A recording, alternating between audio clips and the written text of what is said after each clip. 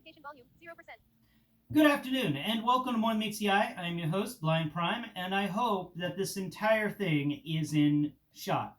And you can see the entirety of Omega Supreme and Cream. Hi, Cream.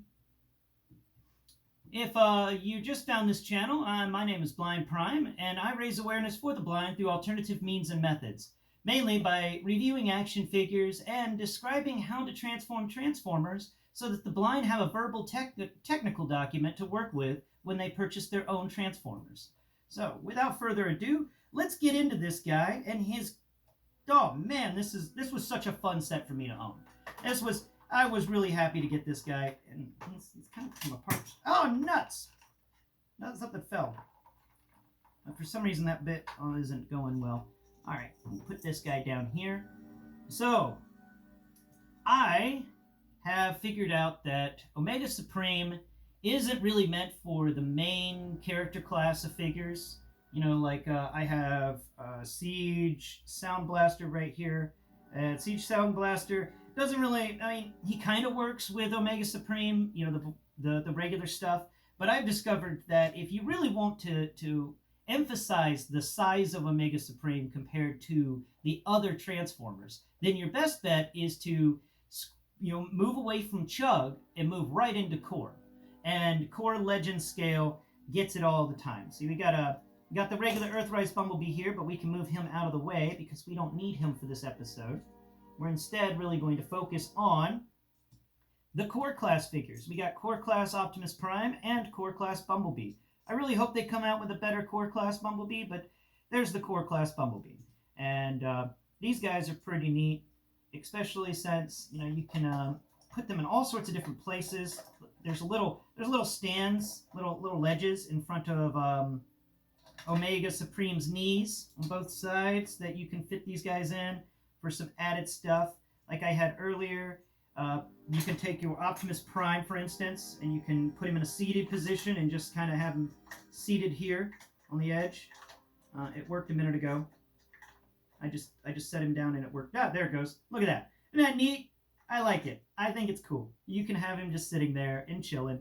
And, of course, in Omega Supreme's claw hand here, I have Starscream in core mode because, you know, I thought it would be a cool thing to just have it as if Omega Supreme reached up and plucked Starscream out of the sky while Starscream was doing one of his flybys and antagonizing Omega Supreme. Like, you can't catch me, Omega! I'm too fast! Ah! What are you doing? You caught me! Yeah, typical Starscream actions.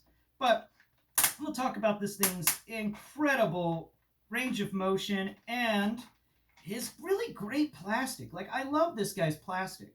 Now I have the ability to, you know, have felt up and messed with HasLab Sentinel, and with the Omega Supreme's extended hands here, I can feel a lot of what they thought about for Sentinel, the HasLab Sentinel, when it came to Omega Supreme's claw hands. They are similarly textured and, you know, have similar plastic, and the joints are very similar. If the HasLab Sentinel takes them up a notch and does a lot better with the hand joints, but this one is definitely, I can see with this some of the beginnings of those ideas, because the Transformers, you know, Hasbro works with other Hasbro people to come up with better ways to do things.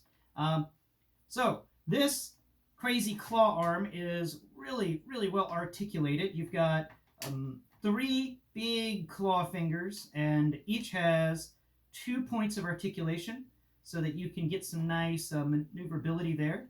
Also, this claw hand does rotate 360 degrees on a ratchet, by the way. A ratchet. It's pretty amazing.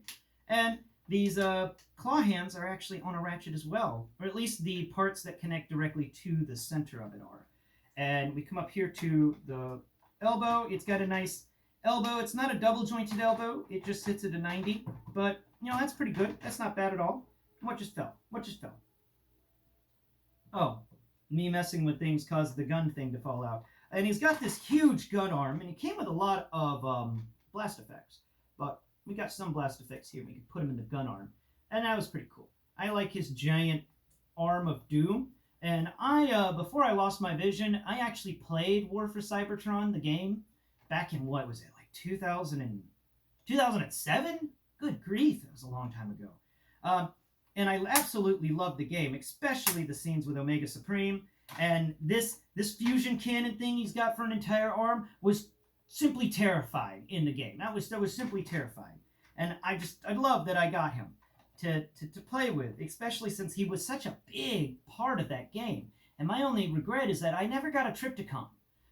I saw them. I saw them for as low as $100, but I just didn't have the budget, and I sat there screaming at it like, no, I want Trypticon, and I can't have Trypticon. So, all right, let's talk more about his posability. His head is on a ball joint. It can move, well, not a ball joint really. It can move 360 degrees and look up and look down. And because of its transformation, it can look down further or look up further. But it kind of moves on its own little joint there. And this thing is heavy. I'd say it weighs at least as much as, maybe a little less than a gallon of milk. But yeah, it's pretty decent on the heaviness. The plastic, like I said, is that top quality, top-notch stuff. I absolutely love the plastic they used in this guy. It's amazing how many joints he has to allow him to stand pretty well. And he's got some cool features to him. So we'll talk about those features. Feature number one, he's got many points on his body where you can plug in blast effects. That's pretty cool. Though I do dislike the fact that he doesn't have a lot of siege ports on his body, which is my biggest gripe with this guy. He's a big guy, and I don't have any but one gripe for him. And the one gripe I have is that he doesn't have enough siege ports, in my opinion. I wish he had more siege ports so you could really deck this guy out. Maybe some siege ports on his shoulders would have been nice. Maybe some more siege ports on his little winglets, or siege ports on his upper arms, or even siege ports on his lower legs. He's got a few, but, with his sheer mass, you would expect more siege ports. Especially some siege ports around the head, so that you can really, double up on the guns. That would have been cool. I mean, they made up for it with Earthrise Scorponok mold, because that Titan class figure has all the siege ports. That's amazing. So he's got ratchets all over the place, and they allow him to do pretty good things and stay pretty much together and complete. And also, by far, the greatest thing about this dude is this part in his lower legs. His lower legs are hollow, and they have these doors that open up. Now, you can make this into like a play area, like it's got some good interior sculpting going on in here, so that these can be little little rooms for Transformers. Or you can do like I do, and take all these blast effects you don't use, and you can just shove them in here, and then you just shut it. And that's nice, okay? With all the blast effects that came around Siege. Hi, Cream. What are you up to, huh? What are you up to, Cream? With all these blast effects that came with Siege, it was really nice to have something to actually store them in. And that's one of the other reasons why I like the Rodimus Prime mold so much, is because there's storage for your Siege blast effects. And the Earthrise Commander class Skylynx also had some storage, but not really much storage for blast effects. Cream, really? And so this guy wins in the storage capacity area. He definitely had the most to offer when it came to storage capabilities. And it's a bit sad that I didn't see this storage utilized in any other Titan class figures. The 3 Titan class figures that came out in the War for Cybertron wave, this is the only one that had storage for blast effects. The Ark had no storage, unless you take out the computer bit in the center and then you use that center compartment as storage. But for the most part, he's the only one. And there it is. And that's a little sad, but also really awesome. It makes him a must-have for any collection. It really helps, dwindle down areas where you just have blast effects everywhere.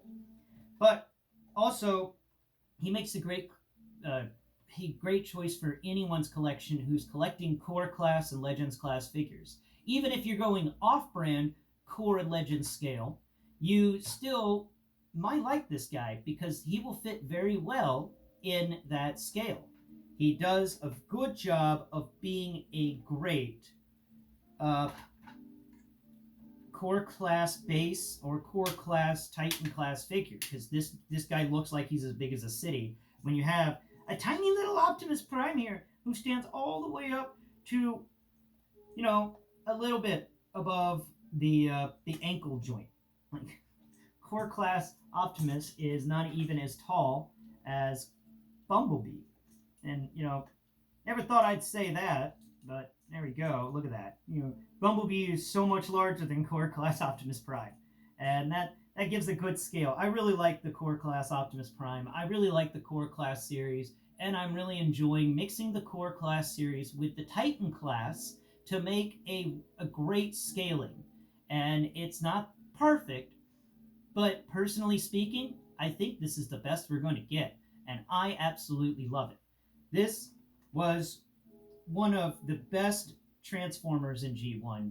He had a very in-depth story. It was sad, but it was also enlightening to understand how this individual was such a robot, how he had no emotions. He was the most robotic of all of the Autobots, and it was because Megatron took a chunk of his brain when they tried to convert him into a Decepticon.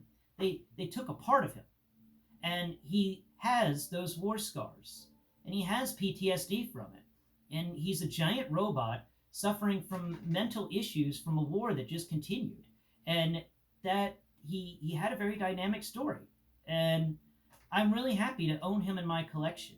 And if you tune in next Prime, I will discuss with you how to disassemble this guy into his giant base mode, which won't be a blind formers episode. It will be more like a blind builds episode, except we'll be building down instead of building up.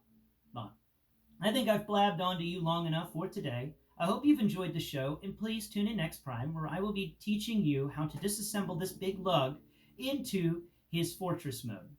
Tune in then. Bye-bye for now.